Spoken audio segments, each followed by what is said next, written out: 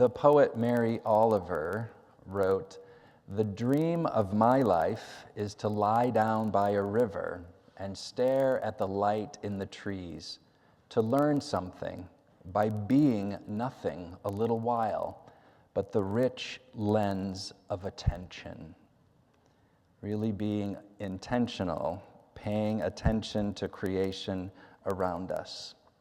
Well, it is a great time of year to listen and look for birds, to look at and smell flowers. Maybe you saw this past week that on one side of our sign at the street, it says, "Make room for awe." Make room for awe. Notice the things that are incredibly beautiful, the things that can really overwhelm us, the things that can put us into a place of receptivity and a place of joy. And again, that whole idea of being in awe of creation.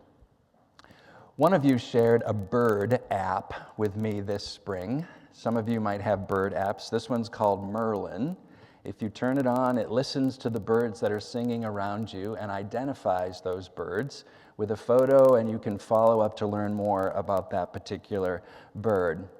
It also, if you have a photo of a bird, will tell you what that bird is. I haven't gotten there yet. I'm just still listening and really surprised by how many different birds there are wherever I find myself. Some I've never heard of, and I'm much more in awareness and in awe of the variety of bird songs that I hear.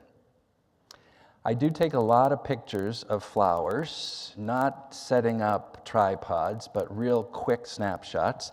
I see a couple of my kids here laughing and looking down because they have learned over the years to just stop. Just stop for a minute when there are some flowers that I want to take a quick picture of. It's partly because I want to help them understand how important it is to stop and smell the roses, but it's also because I send out a weekly prayer list on Monday night or Tuesday, and I always have at the top a photograph, and I try throughout the year to have something live, something from creation that is there. Well, the gospel lesson that Jackie shared with us this morning says, "Look at the birds of the air and consider the lilies of the field." Again, telling us to stop and to pay attention to the things that we hear and to pay attention to the things that we see, to open all of our senses to receive the gifts that are around us, because often we don't notice the gifts that are around us in creation or in people. And so the intention is to help us to slow down and to stop, to take some deep spirit breaths, to be intentional, to pause, to wait. We had a little bit of practice this morning waiting for the kids to come. Some of you were very anxious about that waiting. Others are quite accustomed to waiting and don't find that a problem at all. We drove a car to the East Coast last week to drop it off for one of our kids and then flew back home. And at one point we saw a double rainbow. I don't get to see those very often. The photo did not do it justice because we know that sometimes there's things that are incredibly beautiful and we want to try to capture them, but they're fleeting and we have to just live in that moment, receive the blessing of that moment, and then move on. We had an outdoor scavenger hunt here a couple of years ago with Sprouts of Peace. You might remember Sprouts of Peace is an organization that we are in with United Hebrew over on Conway and with the Greater Islamic Center on Weidman. Our kids under 5th grade gather together and we engage in things to learn about each other's culture and religion and traditions and to see all of the overlaps because we have more in common than what separates us. And so this particular event was focused on creation care and how each tradition invites us to appreciate and enjoy and protect the creation. And so we had a scavenger hunt. There were a baker's dozen things on the list, and one of them was to sit on a rainbow. Some of you know our rainbow bench outside was created with caps, plastic caps that we collected for a very long, sticky amount of time.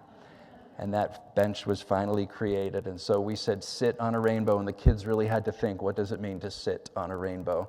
Enjoy the sunshine, listen for a bird, hug a tree, identify an insect, find a recycle bin in the church, smell a flower, walk in the grass at least 50 steps, see 3 different shaped leaves, notice some litter, and do something about it. Seek a nest, discover a water source, watch the clouds, and see if there are any shapes in it that you recognize.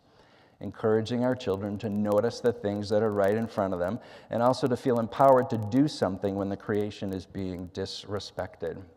Well, Monday night, when I was on my way home from a meeting in Webster Groves with our Interfaith Alliance for being a welcoming congregation to LGBTQ folks, I saw my first firefly or lightning bug of the season, and I was delighted. You know, that little thing that churns inside of you when you almost forgot about something beautiful and you see it again. I can't wait for the little girls across the street to get home from vacation, because we usually spend some time catching them and looking at them and sharing them with each other. And then I was telling somebody about the fireflies' return, that they probably arrived when I was away, and so I was thrilled to see them when I came home. And they led me to a story about fireflies that I didn't want to read, because it said that this might be the last generation that will enjoy fireflies. And I'll just give you a little glimpse into what the article said. Firefly numbers have plummeted 70% in some regions over the last decade.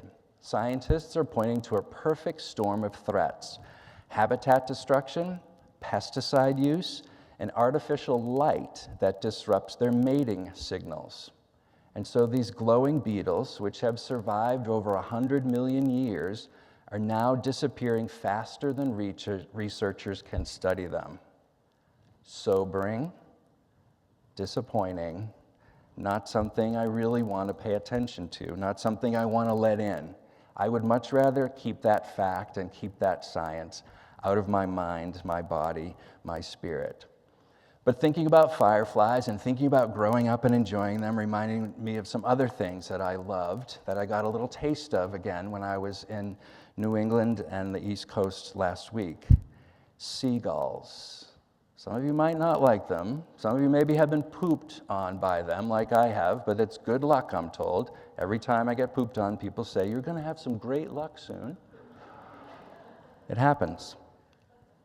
I like the sounds and I like the swooping of the seagulls, and it reminds me of growing up, of them hopping in the sand, trying to hold our French fries at bay so they don't get them.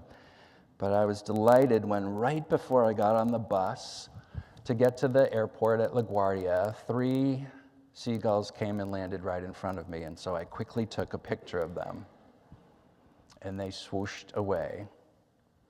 What I didn't notice right away, until I looked at the photo again later, was how much trash was in the street.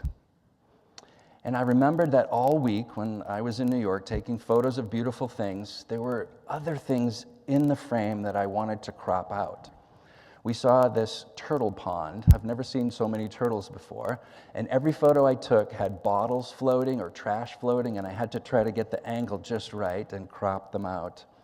We were taking pictures of this beautiful fountain, and there was all this traffic around it. There were trash heaps on the sidewalk. If you've walked the sidewalks of New York City, you know that there's trash everywhere. There are so many people there, and I was trying to get pictures of some of those flower boxes on people's apartments, trying not to get all the trash on the sidewalk into those pictures. And then the flower stalls with all kinds of beautiful flowers there, but trying not to get a picture of the surveillance cameras and screens that were also there, making sure that people weren't stealing the flowers.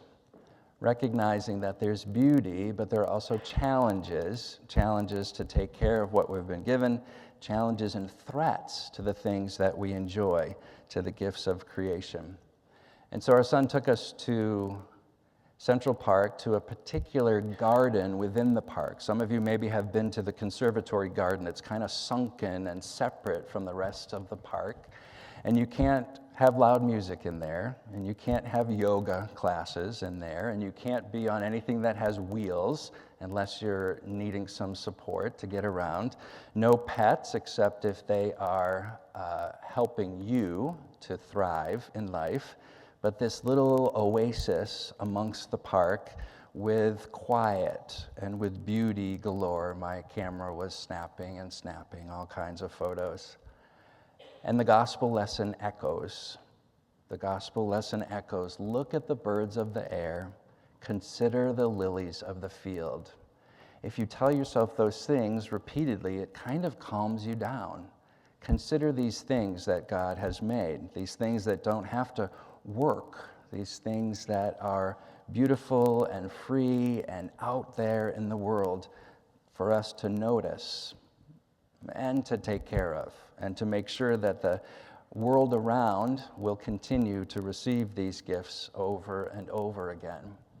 And then Jesus does something that he doesn't do all that often, but he does here, and he insults the people because he says, "You of little faith," because he notices that the people worry.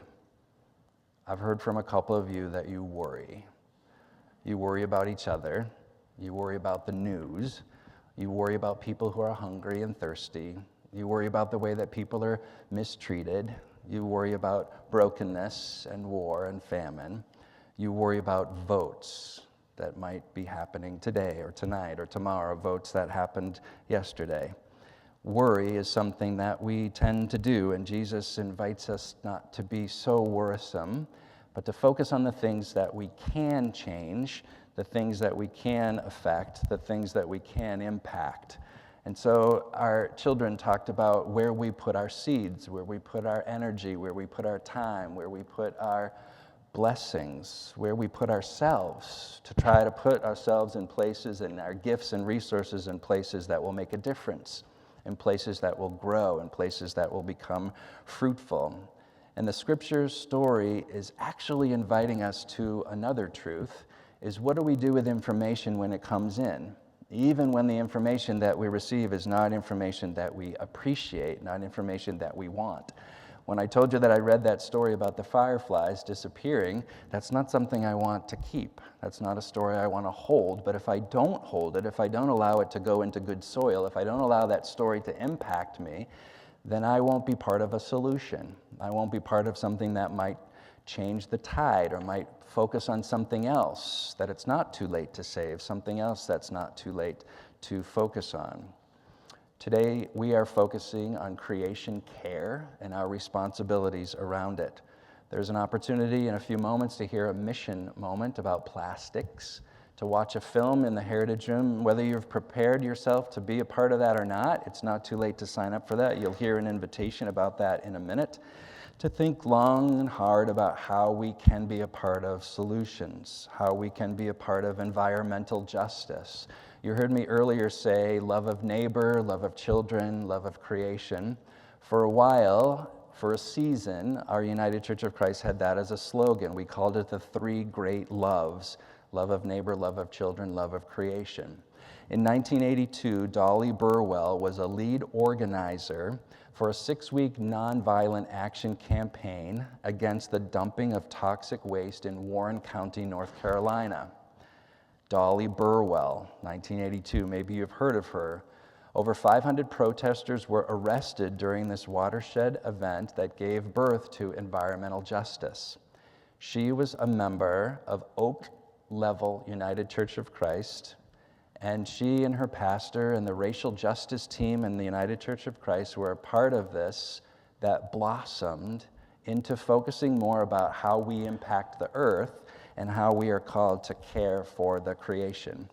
Every year, there's a Dolly Burwell Prophetic Action Award, and it's called a Prophetic Action Award because a prophet speaks truth in the moment, and the prophet speaks truth to power. Sometimes not the things that people want to hear, but a truth that must be spoken. And so every year, these awards come out, the Dolly Burwell Prophetic Action Award. Coral Gables Congregational Church, United Church of Christ, won one a couple of years ago. They gathered more than 80 other congregations to put some pressure on lawmakers to allow them to plant more trees for more shade cover in their community. The Great Lakes Creation Care Collaborative won one of these awards one year. They were an interfaith group, and they went to the banks, and they had their bank cards with them, cut them up, and told the banks that they must move away from fossil fuels in the ways that they invest. They told them that they'll be back and use their bank again if and when they divest from those things. And church after church, organization after organization has found a way to be prophetic, to speak the truth that is hard to hear about creation and our responsibility for creation care. And then Jesus says, look at the birds of the air. Consider the lilies of the field. Just stop and notice. And when we bathe ourselves in those gifts, we will be encouraged, we will be inspired, we will be transformed, we will find some stamina, we'll find some sweetness, we'll find some skills and resources, and we can find partners to help these things come to pass. Creation care is not a spectator sport, although we're inviting you to see things and hear things and open your senses to receive them. But then it calls us to do something prophetic, to do something forward-thinking, to do something so that we can curb the tide, so that we can enjoy these gifts and pass them on to further generations.